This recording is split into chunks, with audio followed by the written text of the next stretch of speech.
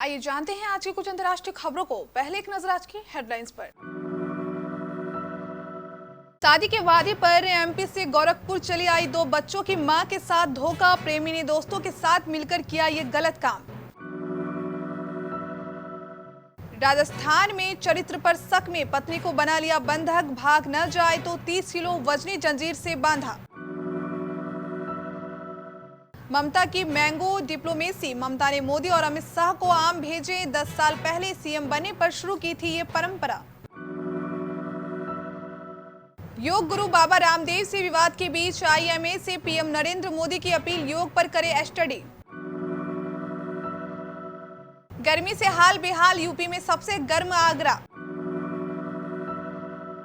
इस खास मौके पर सीएम योगी ने अखिलेश यादव को खुश किया। जब अमीर देश भी थे असहाय, तब हमने गरीबों के खाते में भेजे रुपए। डिजिटल इंडिया पर बोले PM Modi.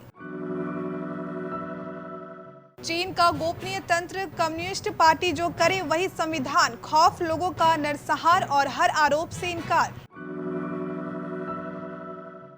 Gulshan Kumar murder case में बरकरार रहेगी मर्चेंट की सजा। मंदिर के बाहर दागी गई थी 16 गोलियां।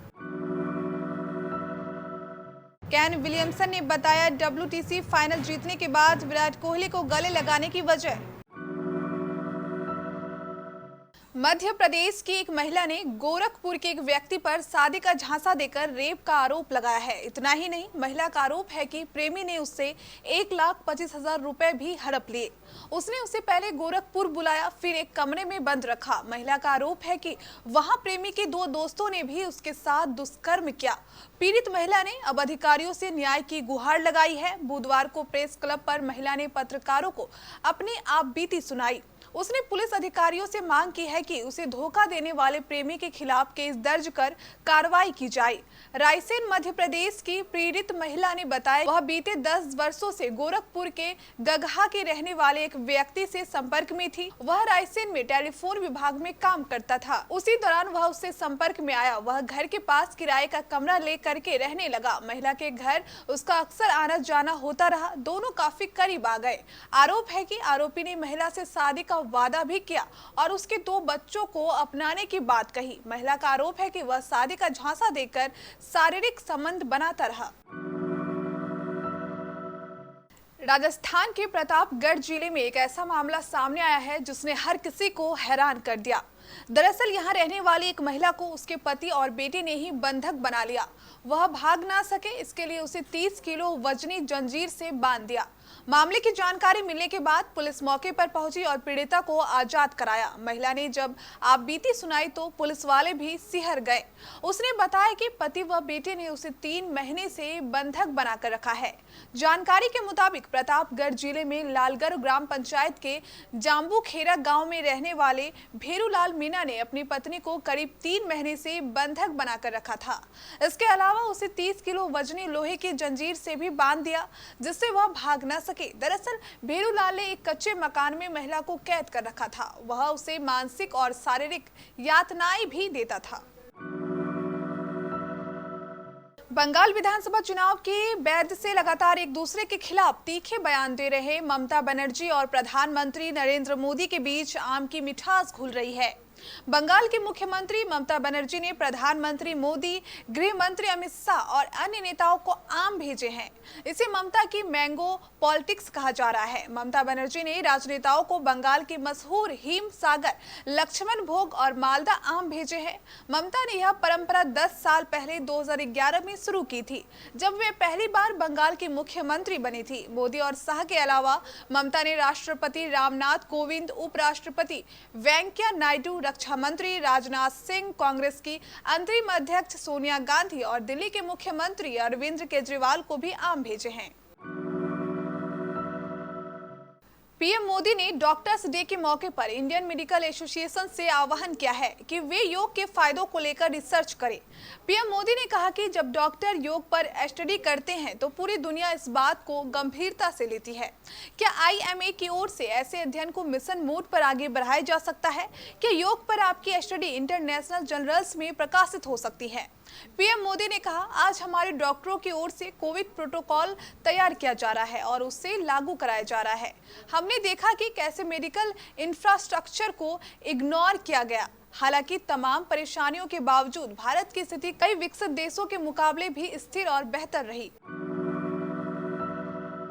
बुधवार दोपहर में आगरा का अधिकतम तापमान 43.7 डिग्री सेल्सियस रिकॉर्ड किया गया। तापमान के इस स्तर के कारण ताज नगरी यूपी में सबसे गर्म रही। दूसरा स्थान भी ब्रज के ही जनपद अलीगढ़ का रहा। यहां बुधवार दोपहर का अधिकतम तापमान 43.2 डिग्री सेल्सियस दर्ज किया गया। मंगलवार को सबसे गर्म रहने वाले झांसी तीसरे नंबर पर रहा। यहां अधिकतम तापमान 43.0 डिग्री सेल्सियस दर्ज किया गया। मौसम विभाग के अनुसार तापमान का यह स्तर सामान्य परिस्थितियों से 6 डिग्री सेल्सियस ज्यादा है।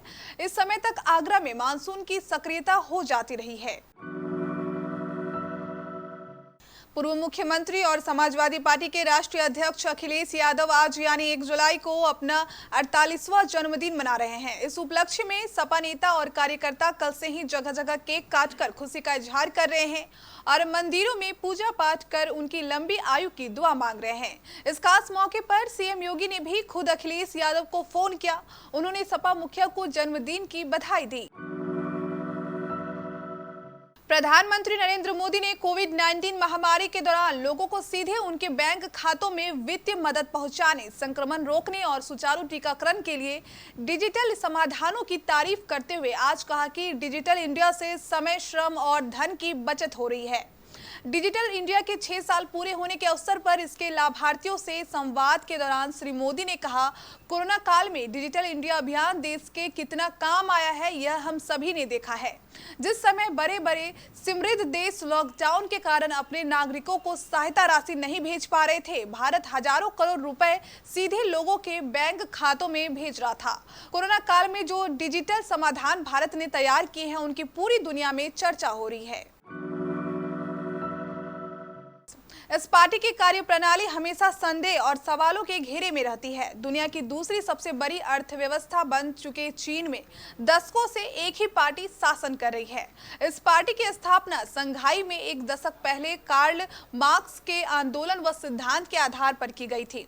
इस पार्टी में सबसे बड़ा नियम है गोपनीयता। पार्टी और प्रशासन की जानकारियां सार्वजनिक न करना, लोगों पर निगाह रखना और सत्ता के विरुद्ध उठने वाली आवाजों को दबाना इसका प्रमुख कार्य है। कम्युनिस्ट पार्टी ऑफ चीन कुछ मुद्दों पर न तो बात करती है और न बात करने वालों को पसंद करती है। आखिर ऐसी कौन कौन सी जानकारियां हैं जो सीसीपी ने आम जनता और दुनिया से छिपा रखी है? टी सीरीज के संस्थापक गुलशन कुमार की हत्या के मामले में बॉम्बे हाईकोर्ट ने दोषी रऊफ मर्चेंट की सजा को बरकरार रखा है। जस्टिस जाधव और बोरकर की बेंच ने इस केस का फैसला सुनाया। गुलशन कुमार की हत्या से जुड़ी कुल 4 याचिकाएं बॉम्बे हाईकोर्ट में आई थी। इसमें 3 अपील रऊफ मर्चेंट, राकेश चंचलापित्रम और राकेश खाओकर की दोषी ठहराए जाने के खिलाफ थी। मर्चेंट को गुलशन कुमार हत्या के केस में दोषी ठहराया था। अब कोर्ट ने उसकी सजा को बरकरार रखा है। वहीं अन्य याचिका महाराष्ट्र सरकार ने दायर की थी। यह रमेश तौरानी को बरी करने के खिलाफ थी। हालांकि कोर्ट ने तौरानी के खिलाफ महाराष्ट्र सरकार की अपील खारिज कर दिया है। उन पर हत्या के लिए उकसाने का आरोप था। करीब 21 साल बाद न्यूजीलैंड के आईसीसी खिताब जीतने की खुशी और एक बार फिर से आईसीसी टूर्नामेंटों के फाइनल में भारत की हार की निराशा वाली तस्वीरें बहुत कुछ बयां कर रही है। लेकिन मैच के परिणामों से अलग कुछ ऐसी भी तस्वीरें सामने आई जिसे फैंस शायद ही कभी भूल पाए। उन्हीं तस्वीरों में से एक तस्वीर WTC विजेता न्यूजीलैंड के कप्तान केन विलियमसन की भारतीय कप्तान विराट कोहली को गले लगाने की है। WTC फाइनल के बाद विलियमसन और कोहली को आपस में गले मिलते हुए देखा गया था। विलियमसन ने न सिर्फ कोहली को गले लगाया बल्कि उनके कंधे पर अपना सिर भी रखा। फाइनल के करीब 1 सप्ताह के बाद विलियमसन ने कोहली को गले लगाने के राज का खुलासा किया है।